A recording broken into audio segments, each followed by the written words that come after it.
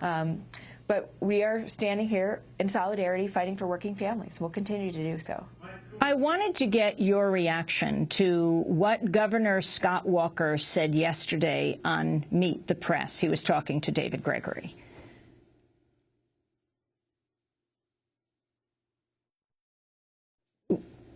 Well, let me just tell you what he said. He was demanding that the state senators return home. They, of course, are in Illinois. Let's go to that clip.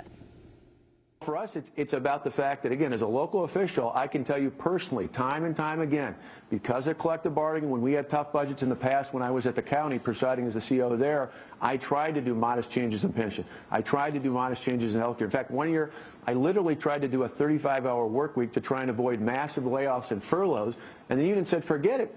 Emboldened by the fact that they had collective bargaining agreements, they said, go ahead, literally lay off 400 or 500 people. And to me, laying off people in this economy is just completely unacceptable. Let me ask you about... If we do not get these changes and the Senate Democrats don't come back, we're going to be forced to make up the savings in layoffs, and that, to me, is just unacceptable.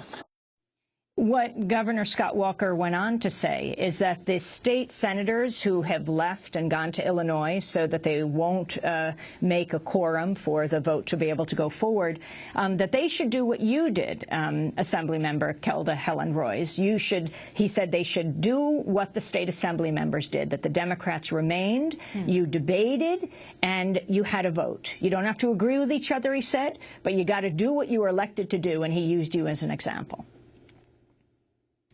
Well, 2 points, Amy. First of all, we stand in close solidarity with our colleagues in the Senate. The Democrats have done a very courageous thing by leaving the state, and they have done what their constituents and the citizens of the state have asked them to do, which is to slow down this attempt to railroad a terrible piece of legislation through that strips away 50 years of people's rights.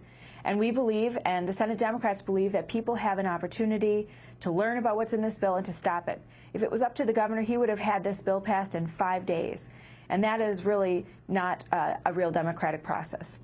So I find it extremely troubling that that the governor wants to railroad this through, and he calls what happened in the Assembly a democratic process. It was a travesty of democracy, and I can't imagine why the Senate Democrats would come home to participate in a farce of democracy where their voices will be silenced. And explain your response when he says they should do what they were elected to do, not leave, but debate and vote either way. Well, I think we've just seen very clearly that the Republicans will not allow for debate. They will not allow the democratic process to occur. They are just hell-bent on pushing through this attack on working families. And the only way to stop them and slow them down is to continue rallying for our rights at the Capitol and to make sure that the Senate Democrats stay out of the state. Otherwise, the Senate will ram this through.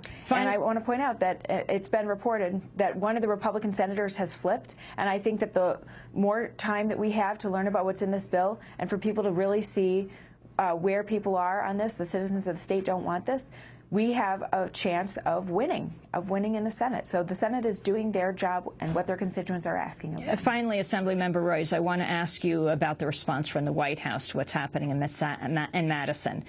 Speaking as a candidate in 2007 in South Carolina, then Senator Barack Obama pledged to walk on the picket line with workers if their right to collectively bargain was denied. And understand this, if American workers are being denied their right to organize and collectively bargain when I'm in the White House, I'll put on a comfortable pair of shoes myself. I'll walk on that picket line with you as President of the United States of America. Because workers deserve to know that somebody's standing in the corner. That was then Senator Barack Obama running for president. Has the response of President Obama been sufficient? Well, I think he's certainly made supportive statements, and we appreciate that. One of the things that we are doing in Wisconsin is we really believe that this is not about politicians. It's not about me or the Senate Democrats or the president or anyone else. It's about the working people that are going to be harmed by this legislation, the children that are not going to have adequate schools, the patients that are not going to have safe staffing ratios because the nurses have lost their right to collectively bargain. That's what the focus of this should be. So we definitely appreciate the support that we're getting from political leaders, including the president. But really, this is about people.